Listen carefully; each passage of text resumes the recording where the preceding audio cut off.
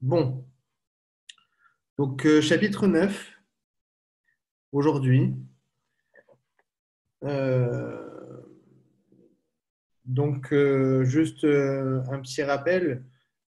Donc, dimanche, on a bien cours de mathématiques avec Monsieur Fernandez, qui durera à peu près 1 heure et demie. Pas que ça saoule trop. Ça sera une série de 4 cours. Je ne sais pas si on va les faire d'affilée ou pas, mais voilà, ça sera une série de 4 cours. Je le pense intéressant pour vous. Vous allez faire une grosse partie du programme, en plus déjà de tout ce que vous avez fait depuis le début de l'année. Donc, euh, ce que je voulais voir aujourd'hui, c'est le chapitre 9. Alors, si mes calculs sont bons, euh, aujourd'hui, je fais le chapitre 9. Je finis la prochaine fois. Et quand je finis la prochaine fois, je vais faire le chapitre 10 en même temps. Donc, la semaine prochaine, on sera au 11e chapitre. Et donc, d'ici maximum, et le 11e chapitre, je le ferai en 2 fois également. Donc, on aura fini la BioC d'ici mi-juin. Et donc, d'ici mi-juin, on débutera les révisions. Alors, je ne sais pas si vous avez apprécié les petites vidéos que je vous ai faites. Je me suis juste testé à vouloir vous faire quelques petites vidéos sur des sujets particuliers. Donc, ça serait intéressant pour vous de m'envoyer un peu les endroits où vous butez un peu et ça me permettra de bien faire les choses, de bien éclaircir des choses, des zones d'ombre. Ok, donc le chapitre 9, tout le monde le voit là? Tout le monde y est dans mon écran? Alors, il n'est Oui, pas, il n'est pas embêtant, comme pour moi en tout cas le chapitre 7 sur le cytosquelette. Il n'est pas aussi sympa, on va dire, que le chapitre 8. Euh, mais là aussi, dans le chapitre 9, il y a beaucoup de choses qui ne sont pas forcément passionnantes à voir. Donc, il faudra que vous fassiez bien les différences entre ce qui est important. Donc, nous, on va voir ce qui est important et puis on va avancer. Alors, en guise d'introduction, donc je rappelle que on a le cytoplasme euh, qui jouxte le nucléoplasme. Le nucléoplasme et le cytoplasme, vous verrez que c'est exactement la même constitution, les mêmes composants. Et ils sont séparés par l'enveloppe nucléaire qui lui appartient au système endomembranaire, qui est lui-même discontinu l'enveloppe nucléaire, séparé par les pores nucléaires. Donc aujourd'hui, on va utiliser les pores nucléaires qui seront très importants dans les échanges nucléocytosoliques et on verra son rôle. Le rôle de l'enveloppe nucléaire, le rôle de frontière de l'enveloppe nucléaire, là aussi, ça sera intéressant de, de bien comprendre tout ça. Euh, le nucléoplasme, dans le nucléoplasme, il y a une partie très. Et je vais commencer par ça, malheureusement pour vous. On va commencer très fort. Vous savez que moi, je ne fais pas un cours euh, vraiment dans l'ordre forcément. Mais aujourd'hui, je vais commencer par ça parce qu'on a touché un peu au micro parce que ça m'énerve. Coupez votre micro, please. Alors, ce qui est bien, c'est qu'on va parler d'une partie spécifique du nucléoplasme qui s'appelle le nucléole. Alors, ça, c'est à la portée de tout le monde, de tout à chacun, de bien comprendre que dans le nucléoplasme, il y a en gros 2 parties spécifiques. Il y a la matrice nucléaire, et on verra quelques mots sur la matrice nucléaire tout à l'heure, mais il y a aussi ce qu'on appelle le nucléole. Alors, le nucléole, je pense qu'on en avait un peu parlé à un moment. Le nucléole, c'est une partie spécifique où sont synthétisés tout, en tout cas la quasi-totalité des ARN ribosomiques ou ribosomales. Donc je rappelle que les ARN ribosomales, c'est eux qui vont rentrer dans la constitution, entre autres, du ribosome. Je rappelle ce que c'est un ribosome, c'est un complexe ribonucléoprotéique. Et donc, dans ribonucléoprotéique, il y a nucléo, donc il y a les ARNR, et protéique, parce qu'il est constitué de protéines, ce ribosome. Et en fait, c'est ça qui est important, c'est que le ribosome, lui, il est constitué de particules d'ARNR qui ont été eux-mêmes synthétisées dans le nucléole. Donc, on va avoir un peu les impacts que ça a à dire, de dire ça. Je voulais aujourd'hui vous montrer, alors ça, on va le revoir, mais je ne voulais pas commencer par ça. Voilà. Ici, alors, attendez. Alors là, je suis sur Mac. Sachez que je suis complètement perdu. J'ai un Mac, un beau Mac, mais je ne l'utilise jamais. Donc ici, dans ce schéma, on voit qu'il y a donc dans le nucléoplasme, en tout cas dans tout le noyau, il y a deux types de chromosomes. Il y a des chromosomes de ce type-là, normaux, on va dire, interphasiques, et des chromosomes acrocentriques. OK ? Alors, ça, vous le verrez en UE1, surtout les différentes parties du chromosome. Ça ne m'intéresse pas tellement. Mais ce qui est important, c'est juste le mot télomère, qui sont les extrémités, ici, du chromosome. Il y a une extrémité ici et ici. Mais ce qui est intéressant, c'est qu'il a un centromère. Ils ont tous un centromère. Et sur le chromosome acrocentrique, qui sont, encore une fois, une petite partie, les chromosomes acrocentriques sont les petites parties des chromosomes, il y a un centromère.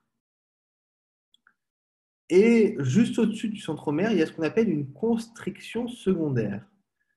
Et c'est au niveau de cette constriction secondaire que se situe le nucléole. Okay ? Donc, c'est pour ça que je dis que le nucléole, c'est une partie spécifique du noyau, puisque si on le représente sur des chromosomes, puisque le noyau c'est fait que de chromosomes, ils font partie donc du chromosome macrocentrique sur la constriction secondaire. Ça, je veux juste que vous situez de quoi on parle. Donc, tout ce qui est maladie, ça ne va pas nous intéresser. Alors, ici,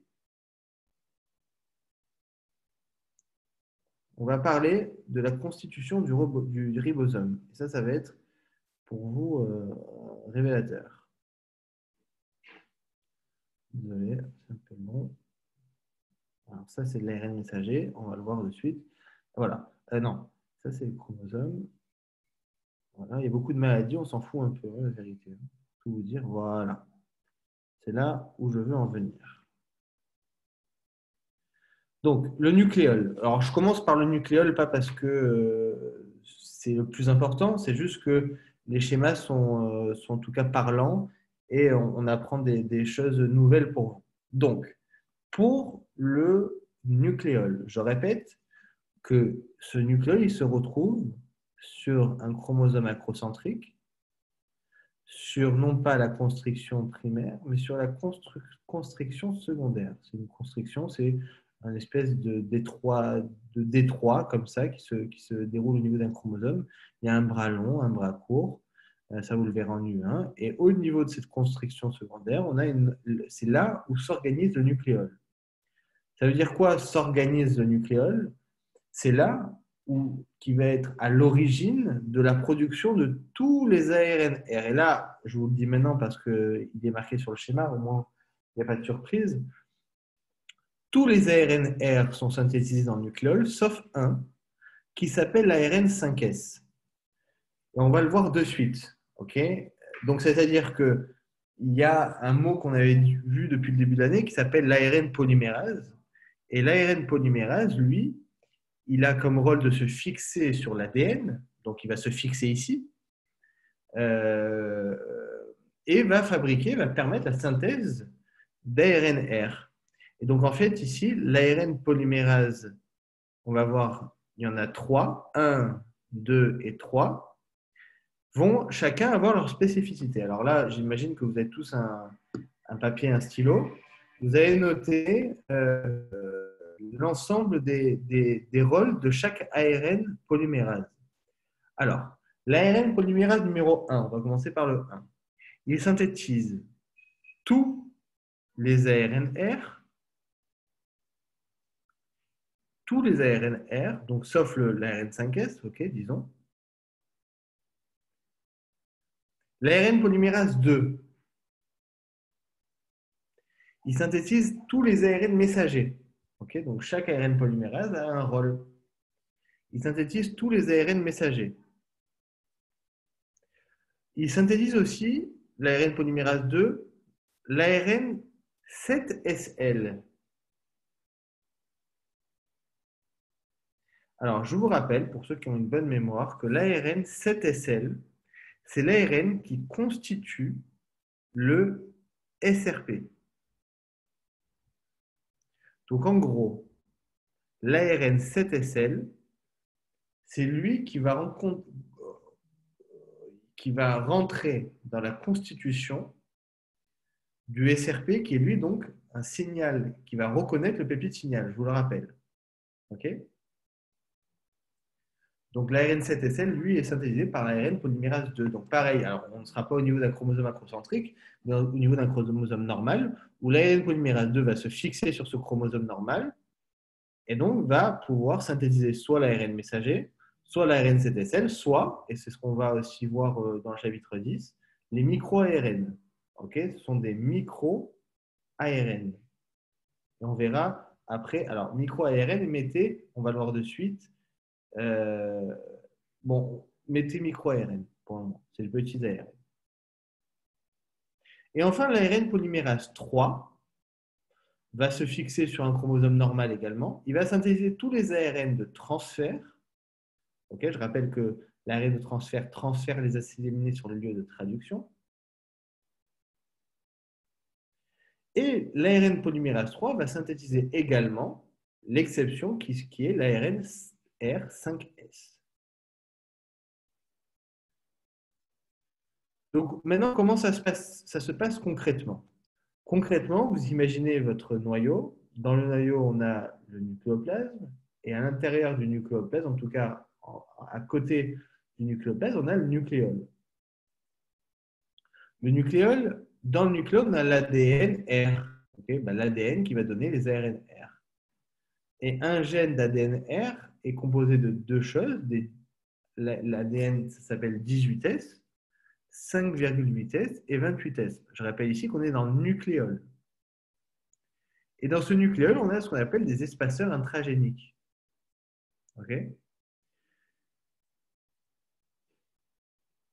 Ici, lorsqu'il va avoir transcription, l'ARN polymérase va se fixer sur cet ADN R et va former ce qu'on appelle un ARN 45S. Donc, il va former un ARN qui a cette tête-là.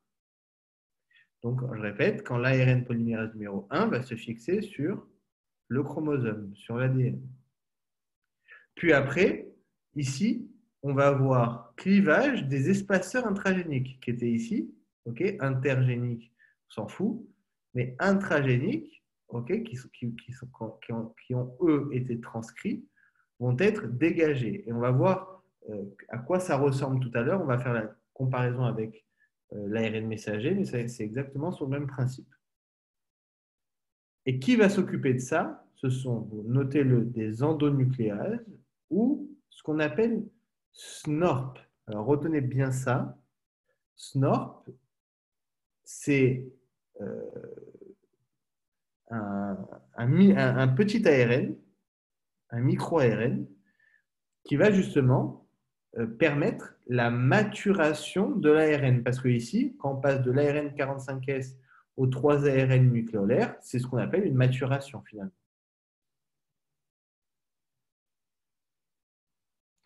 Donc, on verra SNORP, on voit SNORP, et on verra tout à l'heure SNURP. Okay, SNORP, c'est dans le nucléole, NO nucléole. SNURP, on le verra tout à l'heure, c'est dans le nucléoplasme. On va le voir tout à l'heure. Donc ici, on a nos amis, 18S, 5,8S et 28S. Ce sont des ARN.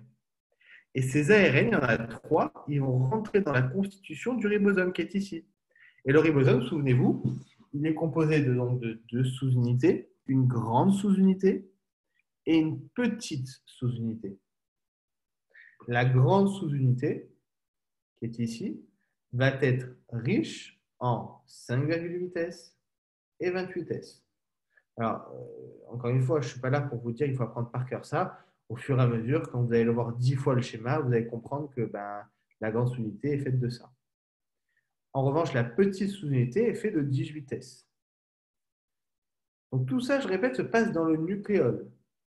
Et, bien évidemment, l'ARN 5S, lui, va venir dans un deuxième temps, il provient du nucléoplasme à partir de l'ARN polymérase numéro 3, va venir intégrer la grande sous-unité. Donc la grande sous-unité, il est fait de 3 ARNR, 5,8S, 28S et 5S. Mais comme je vous ai dit tout à l'heure, qu'un ribosome, ce n'est pas, un complexe que nucléaire. C'est un complexe ribonucléoprotéique. Donc, il est fait donc à la fois d'ARN, R, mais à la fois de protéines. Regardez ces protéines qui vont rentrer dans la constitution du ribosome. Ces protéines proviennent du cytosol. Ces 2 sous-unités ne sont pas encore enclenchées. Elles vont sortir à travers les pores nucléaires, on le verra tout à l'heure, et elles vont se mettre ensemble, elles vont s'accrocher, elles vont s'associer dans le cytosol. Puis après, rencontrer un ARN messager. Merci, Mona. Au revoir. OK? Donc, il faut bien saisir tout ça, toutes les étapes. L'association des deux ne se fait pas dans le nucléoplasme, il se fait dans le cytoplasme. Alors, je m'arrête sur ce schéma pour vous dire le genre de questions qui peuvent tomber sur ce genre de schéma. C'est que on peut vous demander la constitution de chacun des petites ou grandes sous-unités. Quand je dis la constitution, souvent les questions qui tombent sont plus dans la forme, par exemple, la petite sous-unité est faite d'éléments qui proviennent du nucléoplasme. Ben, c'est faux, puisque les éléments qui proviennent du nucléoplasme, c'est que l'ARN 5S. C'est la grande sous-unité qui est composée. On peut vous poser aussi la question, est-ce que la petite sous-unité est constituée en partie d'éléments cytosoliques? Alors, c'est vrai. Pourquoi? Parce qu'il y a des protéines qui proviennent du cytosol qui sont là. Ou ici, la grande sous-unité est en grande majorité faite de particules nucléolaires. Ben, c'est vrai aussi. Okay. Donc, il y a toutes ces questions-là que vous allez avoir. Il faut savoir d'où viennent les choses, etc. C'est pour ça que la provenance de l'ARN 5S qui vient du nucléoplasme, etc., c'est important. Donc, je répète, l'ARN polymérase 1, c'est lui qui fait tout ça. Donc, ça, encore une fois, chaque cours, je vous donne une fiche. Donc, il y aura tout ça dans la fiche. Progeria, OK. On n'est pas là.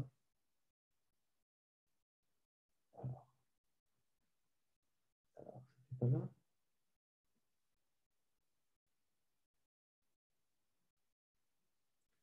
Voilà. Maintenant, on était dans le nucléole. Maintenant, on va passer dans le nucléoplasme. Figure 16 du chapitre 9. Encore une fois, moi, je vous demande de voir le chapitre 9 comme je le vois aujourd'hui. Ça ne sert à rien de le faire dans l'ordre. C'est très bien si vous faites comme je le fais aujourd'hui. Encore une fois, pareil. Alors là, on n'est plus au niveau d'un chromosome acrocentrique, on est au niveau d'un chromosome normal, okay, sur un ADN qui est le brin sens, puisque je rappelle que l'ADN il est en double brin, il y a un brin sens et anti-sens. Okay. C'est juste le mode de lecture de l'ADN, ça aussi vous le verrez en UE1. Et c'est le brin sens qui va être transcrit. Encore une fois, on parle d'une transcription. On passe de l'ADN à l'ARN en transcription. Qui va s'occuper de ça? C'est l'ARN polymérase numéro 2 qui va transcrire l'ADN. Et donc, dans l'ADN, il y a une région à transcrire. Et là, il faut que vous le sachiez maintenant. Lorsqu'il y a une transcription de l'ARN, Et là, c'est tout particulier à l'ARN messager, puisque c'est lui qui est porteur du code. On va lui accrocher deux choses. Je rappelle que les extrémités de l'ARN, de tout ARN, c'est 5' et 3'. Et en fait, on va lui accrocher deux choses. Une coiffe en 5' et ce qu'on appelle une queue poly A en 3'. 70% des ARN messagers ont une queue poly A, alors que 100% ont une coiffe. Alors, vous allez me dire à quoi ça sert? Ça sert à la protéger, cet ARN messager. Pourquoi? Parce que l'ARN messager, il y a un périple qui l'attend. L'ARN messager, quand il se fait synthétiser, transcrire dans le nucléoplasme, puisqu'ici on est au niveau du nucléoplasme, il va sortir par le port nucléaire, il peut se faire attaquer, donc il a besoin de protection. La coiffe va jouer un rôle de protection qui va lui permettre de pouvoir sortir à travers les ports nucléaires, exactement comme les ARNR, sauf que les ARNR, il n'y a pas de coiffe. Puis, non, alors ça, il me semble que c'est un peu votre programme de première ou seconde. Un ARN messager, il a des parties codantes, ici c'est la partie grise, et des parties non codantes qu'on appelle des introns, qui sont les parties noires. Donc, exon, c'est partie codante, intron, c'est partie non codante. Et il y a ce qu'on appelle la maturation de l'ARN messager, un peu comme l'ARNR, se fait non pas par SNORP qu'on a vu tout à l'heure, mais par une molécule qui s'appelle SNURP. Donc, smaller, nucléaire, ribonucléoprotéine. Hein, okay. Et donc, les introns dégagent, les exons restent. Ce phénomène s'appelle le phénomène d'épissage. Alors, faites attention, ça, j'insiste sur ça. Le terme de épissage, c'est un terme qui est spécifique aux ARN messagers. C'est-à-dire que c'est le même principe à peu près hein, qui se passe pour l'ARNR, mais ça ne s'appelle pas épissage. Okay, ça s'appelle clivage des espaceurs intragéniques. Donc ici, la maturation continue. Ici, on a notre ARN mature, prêt à être exporté. Et enfin, l'ARN mature exportable, c'est après avoir fait un contrôle de qualité, il y a des protéines cytosoliques qui vont permettre l'exportation au travers le port nucléaire et l'exportation qu'on va voir maintenant. Donc, je répète ici, l'ARN polymérase 2, c'est lui qui s'occupe au niveau du nucléoplasme de toute cette phase-là. D'accord? Et j'aimerais aussi, donc, quand vous aurez. Alors, je vois juste ici. Voilà. Ça, c'est notre ami l'ARN messager. On a l'ARN messager 5', 3', la coiffe, la queue poly A, la région non codante, la région non codante et la partie codante. Faites attention, on peut très bien vous poser ce schéma au concours et on peut vous faire un piège en disant ben ça, si on ne reconnaît pas que c'est l'ARN, eh ben, on pourrait croire que c'est l'ADN. Donc faites attention, ça se ressemble, sauf qu'il n'y a pas une coiffe, il n'y a pas une queue poly A dans l'ADN. Donc là, c'est vraiment que l'ARN. Donc pareil, regardez, la coiffe est indispensable à l'exportation. La queue poly A sert à l'adressage des ARN messagers et un peu sa stabilité, donc durée de vie. Donc c'est pour ça que je dis que tout ça, ça protège. Donc traduction par le ribosome dans le cytosol, bien évidemment que l'ARN messager, comme je le dis depuis le début, il doit sortir à travers les pores nucléaires pour se faire synthétiser et donner la protéine qui, lui, va être plus 5', 3', mais N et C terminal. Donc, le sens de lecture de l'ARN messager, c'est toujours 5', 3', et N et C terminal. C'est toujours de la gauche vers la droite. Enfin, j'aurais aimé, pour clore ce sujet, que vous puissiez apprendre ce schéma-là. Alors, il paraît un peu barbare, mais il faut y aller progressivement. Regardez, on va faire le résumé de ce qu'on a vu depuis tout à l'heure. Ça, c'est le nucléoplasme. Et ça, c'est le nucléole. Dans le nucléole, on a ici l'ADNR qui va, grâce, entre autres, à SNORP, de permettre à avoir l'ARNR en question, les 3 ARNR qui vont constituer le ribosome, qui va rentrer dans la constitution du ribosome et qui provient du nucléoplasme, l'ARN 5S. SNORP que vous voyez ici, lui, il provient du nucléoplasme et il va participer au clivage des espaceurs intragéniques dans le nucléole. Le ribosome est pris après, il va sortir par les pores nucléaires pour aller rencontrer notre cytosol. Pareil, ici, l'ARN messager se fait tout dans le nucléoplasme.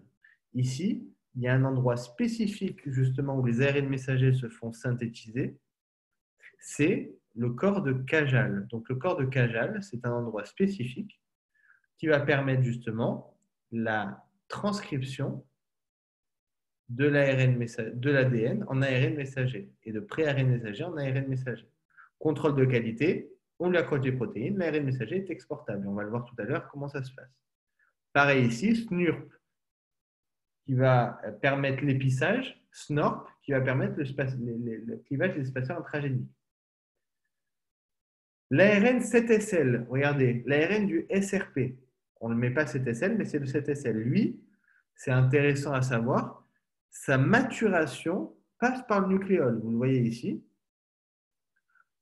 L'ARN du SRP passe par le nucléole. La protéine du SRP va venir ici rentrer dans le nucléoplasme, rentrer dans la constitution, il se rencontre dans le nucléoplasme, dans le nucléole, excusez-moi, et il va former le SRP. Je rappelle que le SRP va reconnaître, c'est lui qui reconnaît le peptide signal. Et enfin, il y a d'autres petites choses, mais au moins vous retenez ça, c'est déjà pas mal.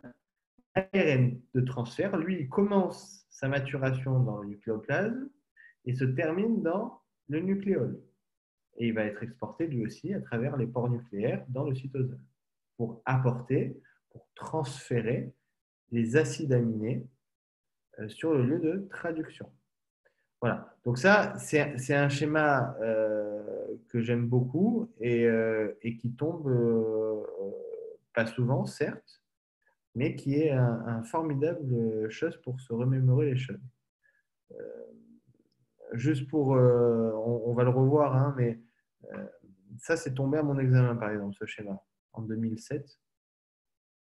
C'est tombé à mon examen. Et ça, vous voyez, par exemple, ça, c'est un gène, ce n'est pas un ARN messager. Okay, donc voilà, tout à l'heure, vous voyez que ça ressemblait grave. Voilà, si on prend ça et ça, ben, si on se trompe, on ne fait pas attention, ben, effectivement, ça peut être trompeur. Mais on reverra ça. Hein. C'est un peu le chapitre 10. Alors, maintenant, on va voir l'exportation. Alors, est-ce que ça... Voilà. Maintenant, comment ça marche? Alors, avant de voir comment ça marche, je rappelle, ce schéma est très important. Lui, il tombe quasiment souvent. Alors, voilà. Je ne le vois pas parce qu'il y a mon écran, moi. Voilà. Donc, en gros, dans ce schéma, qui est donc, il me semble, la figure 6 du chapitre 9, on voit une enveloppe nucléaire. Alors, je rappelle que l'enveloppe nucléaire, c'est la chose qui ressemble le plus au REG. Donc, tout ce qui se passe dans l'enveloppe nucléaire se passe dans le REG. Donc, ici, vous reconnaissez par exemple BIP, qui est un chaperon soluble. L, le chaperon membranaire, c'est la calnexine. On reconnaît ici que c'est un site de stockage de calcium, l'enveloppe nucléaire, tout comme le REG. On voit qu'il peut avoir le translocon. On voit qu'il peut avoir donc le ribosome.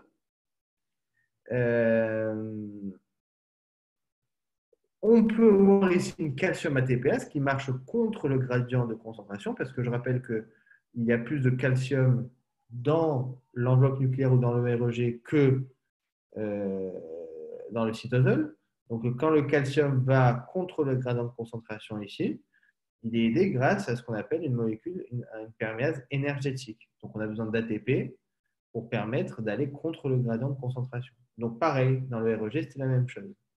La seule chose qui fait la différence, enfin, deux choses, mais la chose principale, qui est commun, mais qui est vraiment un peu différent avec le REG, c'est le récepteur IP3. Alors, je rappelle que le récepteur IP3 est un récepteur qui permet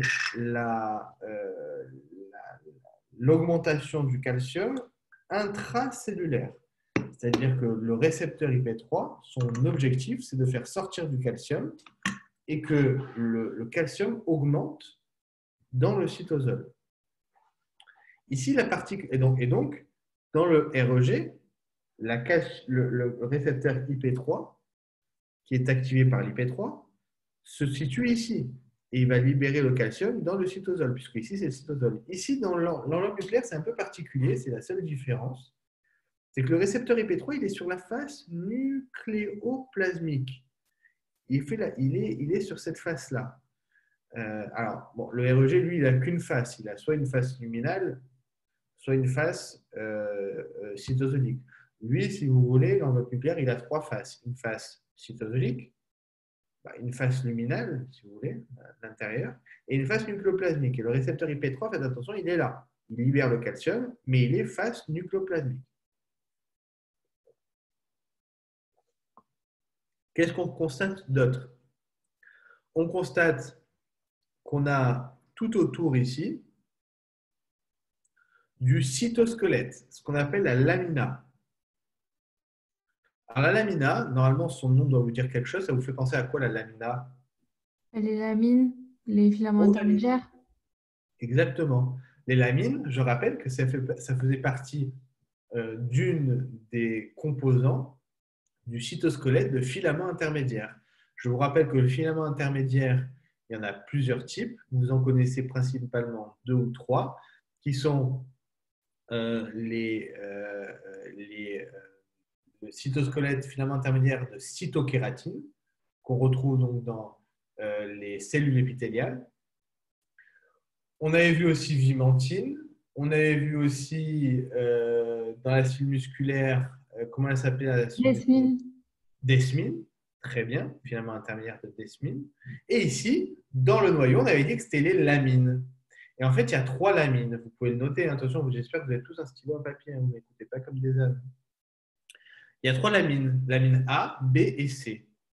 Lamine A et lamine C, ce sont des lamines dites solubles. C'est-à-dire qu'elles sont solubles, c'est-à-dire qu'elles sont retrouvées dans le nucléoplasme. Alors que la lamine B, elle est accrochée par un acide gras à la lamina. Donc la lamina, elle va être constituée principalement de lamine B, ok, et les lamines A et C sont plutôt retrouvées donc dans le nucléoplasme, ok. Ça c'est la base. Ensuite ici vous voyez l'ADN qui est accroché grâce à un récepteur ici, grâce à des histones. Alors, je vous avais demandé de travailler un peu ce que c'est les histones. Alors, est-ce que quelqu'un pourrait me définir ce que c'est une histone?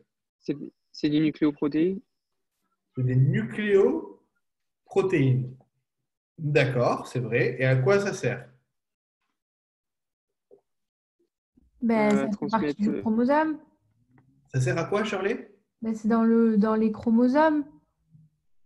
N'essaye pas de m'embrouiller. Personne ne m'embrouille. C'est-à-dire quoi, c'est dans les chromosomes? C'est un constituant, quoi. Ça sert à la condensation. Voilà.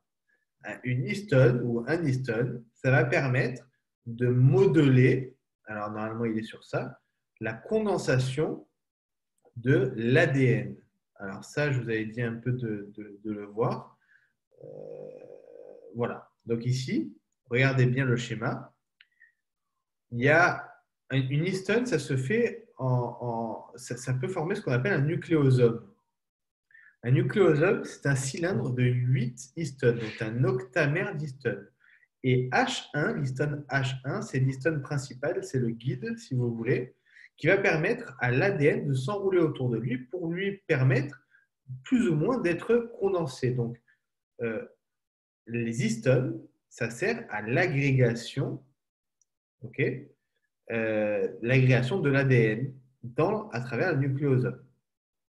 Donc, juste là, je vous avais demandé de voir qu'il y avait, et ça c'était très important que vous compreniez, Vous vous rappelez, dans l'apoptose, on avait dit qu'il y a une condensation extrême de l'ADN. Ben, ça veut dire quoi? Ça veut dire qu'ici, que l'ADN, il est sous forme de nucléosome, ok, solénoïde, c'est le terme en question. Il est tellement condensé que l'ARN messager, excusez-moi, l'ARN polymérase ne peut plus se fixer ici. C'est pour ça qu'on appelle ça une condensation extrême de l'ADN. Et donc ici, vous avez un ADN qui est dit non actif. Alors que lorsqu'il est en chapelet de perles, c'est le terme générique, ce n'est pas moi qui l'ai inventé, désolé, les nucléosomes sont beaucoup plus séparés. Finalement, il y a de l'espace pour qu'il y ait justement un ARN polymérase qui se fixe. Donc pendant ce qu'on appelle la mitose, okay, pour vous, l'ADN, il est chapelet de perles ou solénoïde dans la mitose? Allez, faites-moi rêver. Et les Les chapelets de perles, solénoïdes. Alors, Shirley t'a dit chapelet de perles. Ouais. Pourquoi? parce que quand tu les chapelets de perles, on peut transcrire. Donc, est-ce que pendant la mitose, on est intéressé Ah à… non, non, non. Ah, tu as vu toute seule, tu as répondu. Donc, tu n'as même pas besoin de moi. Et d'ailleurs, regardez ici.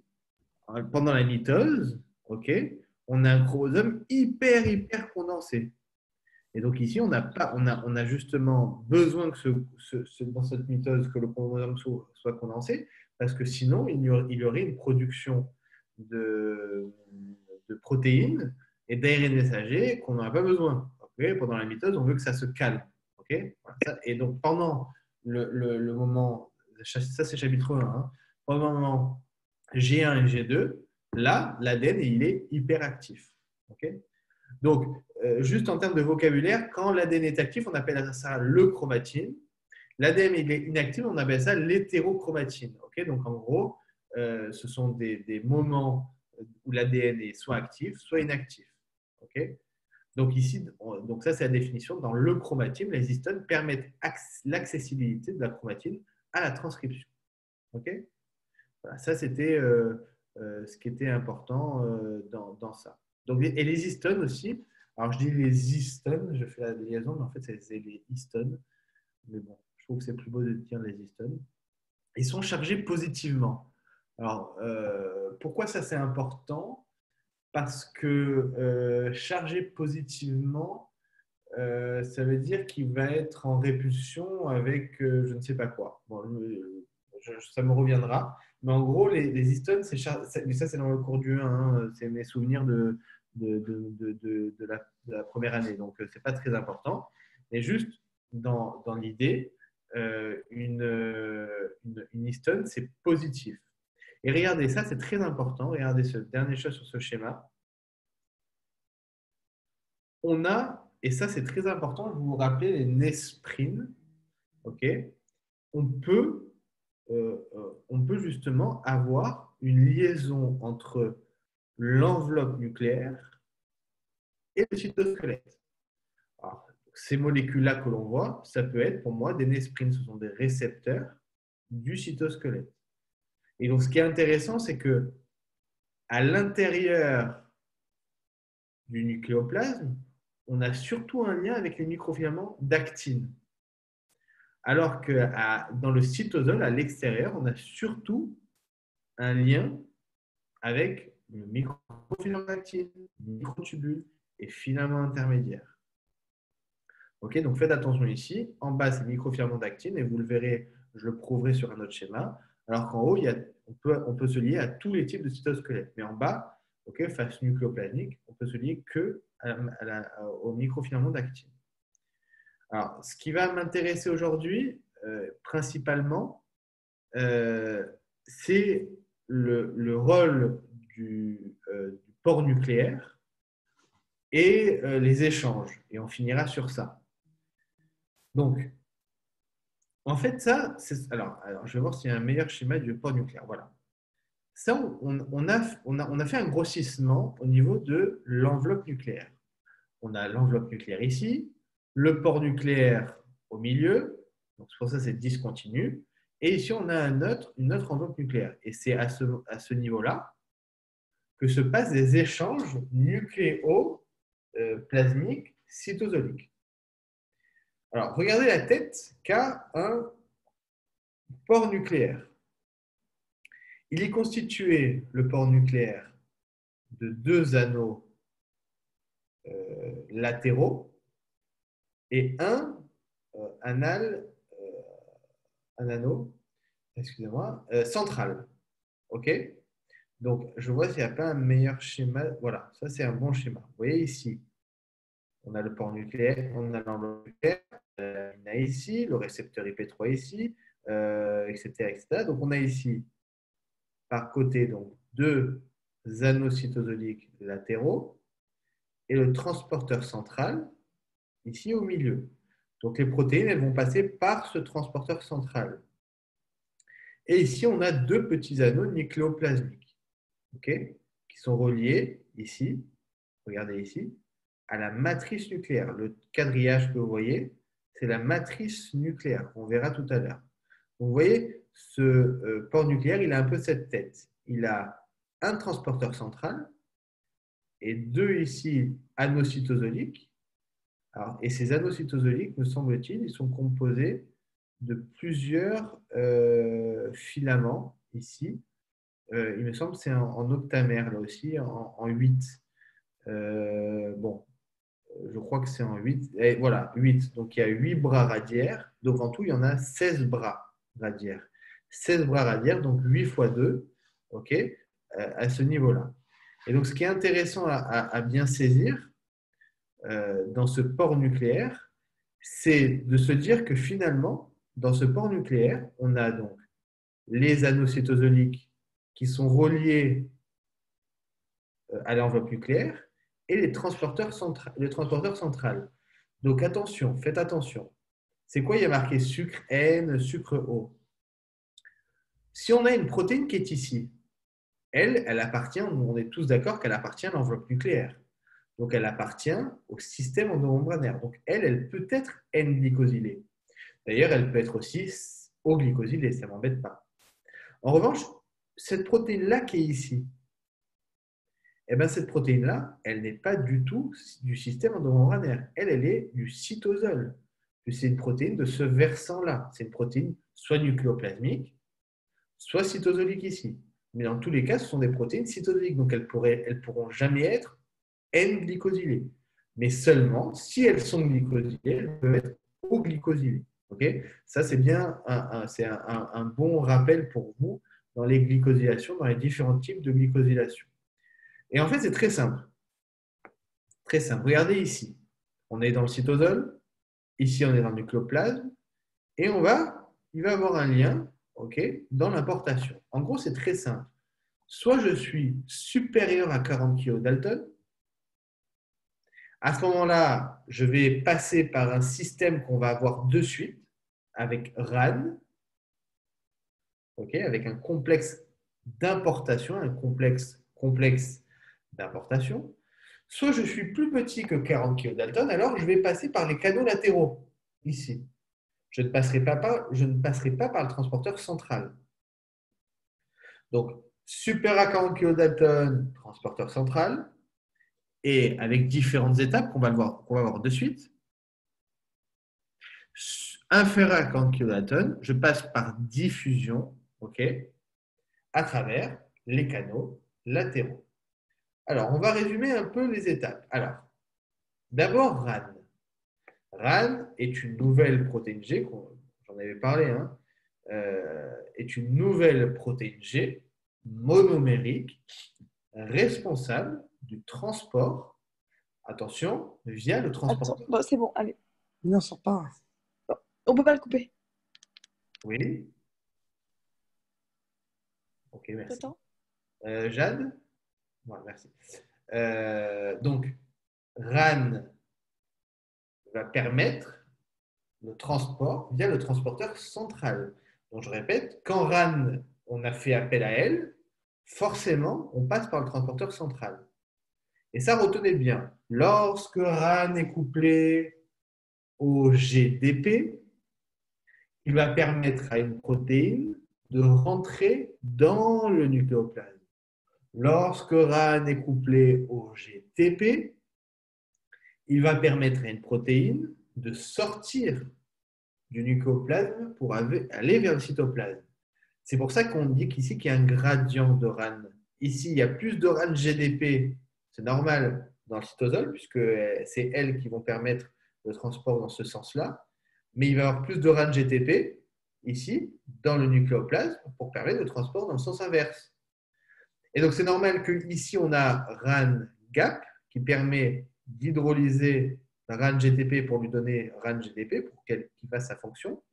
Et ici, on va avoir besoin de RAN GEF, puisque ici, RAN GDP, lorsqu'il est couplé au GDP, il ne va pas avoir d'action ici, mais il va être actif quand il va être couplé au GTP.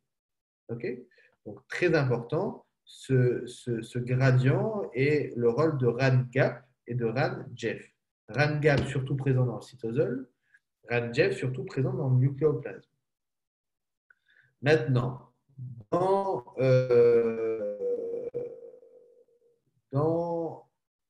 voilà, dans le détail.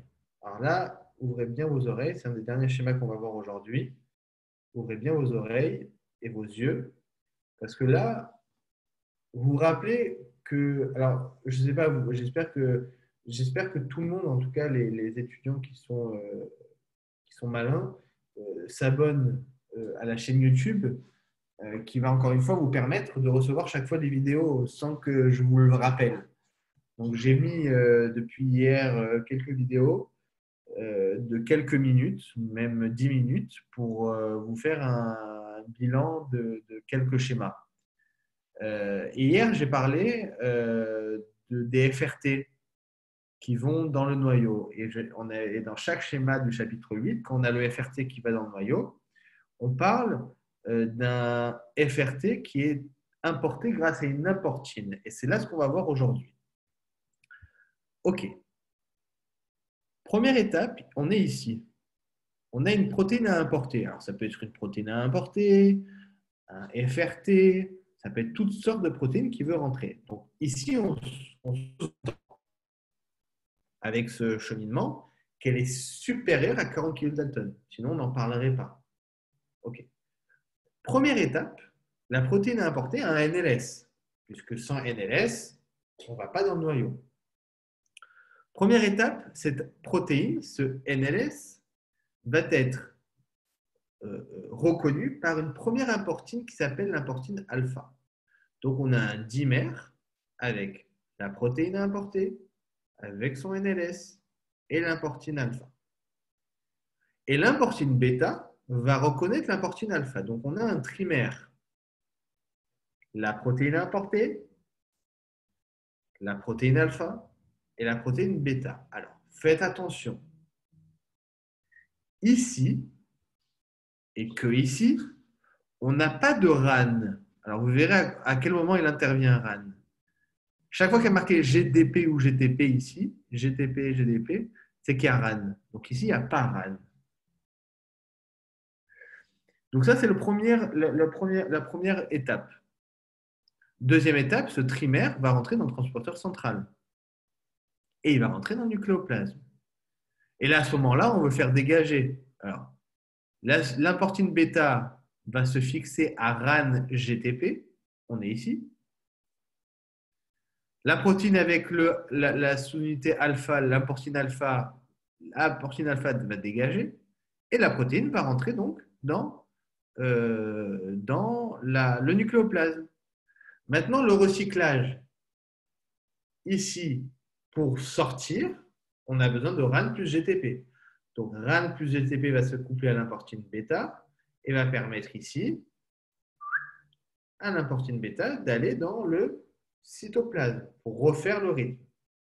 On avait dit que RAN gap va permettre l'hydrolyse de RAN couplé au GTP. Donc ici, RAN GDP va revenir à la nature et bêta va revenir à son stade initial. L'importine alpha, elle va avoir besoin pour sortir d'une exportine et de RAN GTP. Donc il y a un trimère également. Donc ça aussi, il faudra l'apprendre, voilà, comme ça. Donc ici, RAN plus GTP, exportine et l'importine alpha. Pareil, On n'en a plus besoin du GTP. On a RAN gap qui va permettre l'hydrolyse du GTP. L'importine alpha dégage, va revenir là. Et par contre, l'exportine, elle veut revenir au noyau, elle se fait recycler. Alors, elle, en revanche, l'exportine va être obligée de passer par RAN plus GDP pour pouvoir rentrer dans le nucléoplasme. Et ainsi de suite. Donc, RAN GDP va permettre à une exportine de rentrer. Donc, RAN GDP, on le voit ici, mais on ne le voit pas ici. OK ?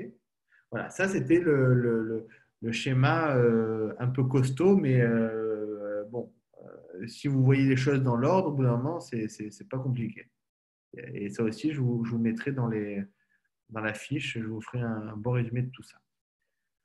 Enfin, et ce qu'on a vu tout à l'heure, il y a ce qu'on appelle une exportation de l'ARN messager.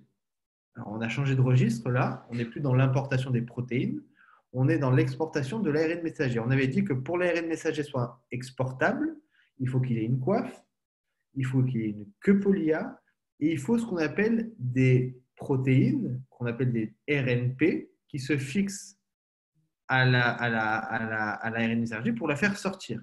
Alors, ce qui est intéressant dans ce schéma, c'est que, alors je ne sais pas si on le voit, mais pour sortir, l'ARN messager a besoin d'exportine. Alors, je le vois ici, on le voit bien. J'aurais voulu qu'on mette le schéma sur ça, dommage qu'il n'y ait pas ça. En gros, retenez que tous les ARN, tous les ARN ont besoin de RAN GTP,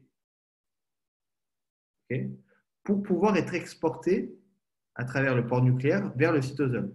Sauf l'ARN messager, vous le voyez dans le schéma, l'ARN messager n'a jamais besoin de RAN plus GTP pour être exporté. Pour être exporté, elle a besoin d'exportine, okay, et de RNP, de ribonucléoprotéine. Ça, c'est les RNP. Tout ce que vous voyez ici en rayé comme ça, c'est les RNP.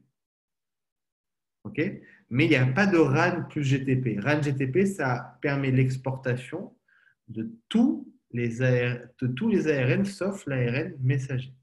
Donc, vous voyez ici, transcription de l'ARN messager, couplage des protéines, donc les RNP, fixation des exportines, okay, exportation RNP, donc et ça c'est important que c'est la coiffe en 5' qui sort en premier, couplage lorsque l'ARN est sorti avec des protéines cytosoliques, et recyclage des protéines de type exportine. Ici, je rappelle que l'exportine, alors je ne sais pas si on le voit ici, l'exportine, de toute façon, quand il re-rentre grâce à, là on ne le montre pas forcément dans ce schéma, grâce à RAN plus GDP. Ici, hop, l'exportine qui rentre ici par RAN plus GDP.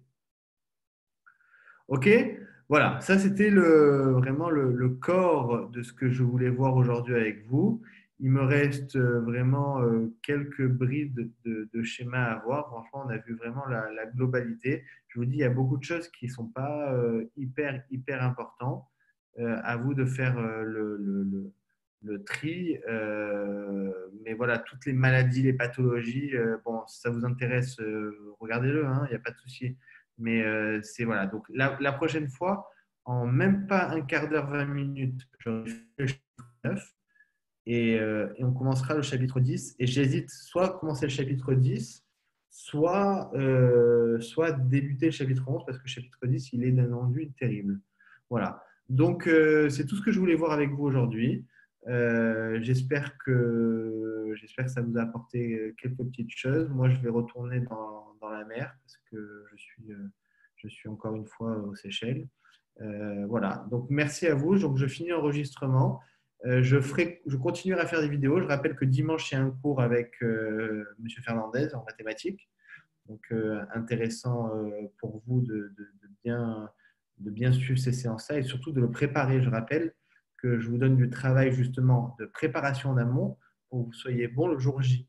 Okay, donc, ne me faites pas honte en posant des questions idiotes à M. Fernandez. Et puis c'est tout. On m'a demandé aussi, mais c'était prévu de faire un cours en électrophysiologie. Donc ça, la semaine prochaine, c'est prévu de faire un cours en électrophysiologie. Alors, ça ne sera sûrement pas avec Tristan parce que Tristan est en examen jusqu'au 5 juin. Mais voilà, de toute façon, il y a quelqu'un d'autre qui s'en occupe actuellement, c'est Carla. Et elle le fera pour la semaine prochaine sans faute. OK? Bon courage à tous et je vous dis à dimanche. Merci.